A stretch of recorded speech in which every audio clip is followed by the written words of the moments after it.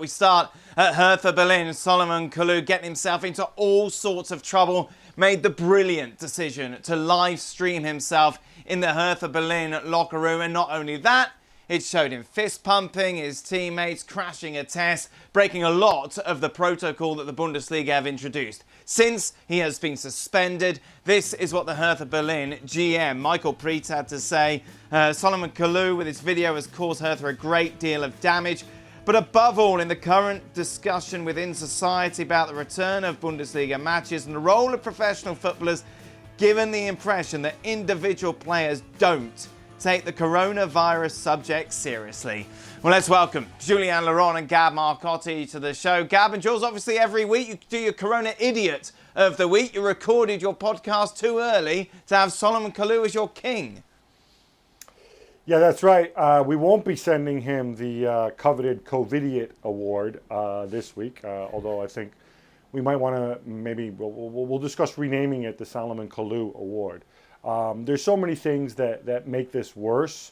One is obviously he wasn't filmed doing it. He filmed himself doing it, which makes you realize that he really has no understanding of what's at stake here.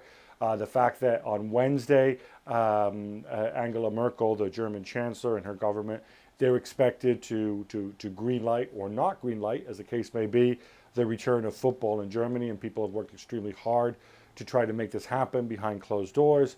The fact that he's entirely nonchalant, even as people around him go and tell him, look, you know, erase that, turn it off. The man is 35 years old, and based on today's evidence, he seems to have the mentality of a 12-year-old, and not a very well-behaved 12-year-old either. It's a concern, Jules, isn't it? Because as excited and as positive we are about the return of football, obviously particularly in Germany, we have seen incidents. We saw it in England with Kyle Walker. We saw it as well with Jack Grealish. That inevitably there are going to be some outliers in this. Yes, you're right. Although Kalou is taking it to another level, let's be honest. You know, there's things that you could do in your own home, and if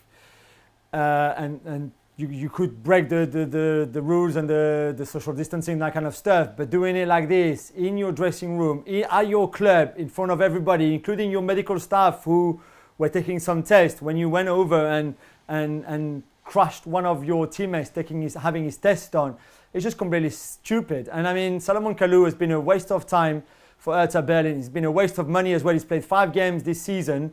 He's 35, like Gab said. And surely this is one of the most disgraceful things that we've seen so far in this crisis. Okay, let's turn the page, because I was going to start the show with a real positive vibe, because we've heard, when I've gone to Gab in the past, oh, you've got to see what happens, see this and that. But Gab, on your podcast today, I thought you sounded more optimistic than you ever had, especially when you look at the figures that we saw, of course. Germany releasing today, 10 positives out of 1,700 tests.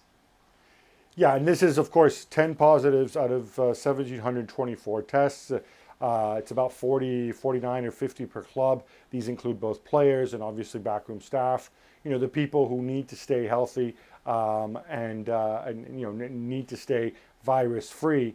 And this is, of course, before, you know, the really more hardcore, more stringent quarantine conditions stepped in. And we know that 3 of those are obviously the 3 at Cologne. This concerns the first division and second division clubs. There was a lot of optimism in saying that, you know, these guys are already generally healthy, and there's only a few things that we need to do to go and monitor the situation and have them play safely. This was hugely encouraging, and but of course that was before the Kalou video came out. Let's just hope it doesn't jeopardize everything and perhaps unduly influence the government's decision. Of course, Jules, you've got people who are saying, yeah, but okay, what happens if they're positive tests? Surely then everything has got to shut down. This has kind of proved the contrary to that. Yes, and also the way they've handled the cases in Cologne, where those 3, the 2 players and the backroom staff member, who then went into self-isolation, but not the rest of the squad, or not the rest of the little groups in which those 2 players were training with, and clearly testing the other members of the club, and nobody else was positive. So they've clearly, but listen, they have this. I mean, yeah, okay, sometimes you might have someone who's positive, maybe not showing any symptoms, maybe showing some, and you could always find a way. But they've got this under control. They've had it before anybody else for the rest of the population. They have it for their football players. They have protocols in place. They're disciplined. They're organized. They're everything that they're not in the Premier League, for example. So, of course, you would expect them to be the first one to resume football, and it would be kind of normal, and it would be expected and fair. But even then, you're not completely 100% sure. And like Gab said, we think they will give the green lights Angela Merkel on Wednesday, but there's also a possibility that she waits another week maybe, or maybe another 2 weeks. But if they're not ready, then nobody else in Europe is ready. It's going to happen though, Gab, isn't it? We're going to see Bundesliga action this month. I mean, I'm leaning to the fact that it's going to be more yes than no at this stage. Like I told you, I was all positive and cheery this morning when Jules and I did the podcast, and not just about Germany, but more cautiously about Spain and Italy too. I think it's leaning in that direction. That number, that 10 out of 1724, gives you a really tremendous baseline to start with, and that tells you yes, if you take the right precautions, we can do it. It also tells you that.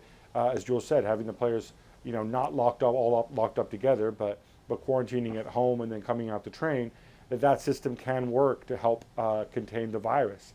Now it's up to whether they can meet the other requirements, and that's a decision that of Angela Merkel's pay grade and nobody else. Well, thank you very much for watching ESPN on YouTube. For more sports highlights and analysis, be sure to download the ESPN app. And for live streaming, premium content, and let's not forget as well, ESPN FC 7 days a week, subscribe to ESPN Plus.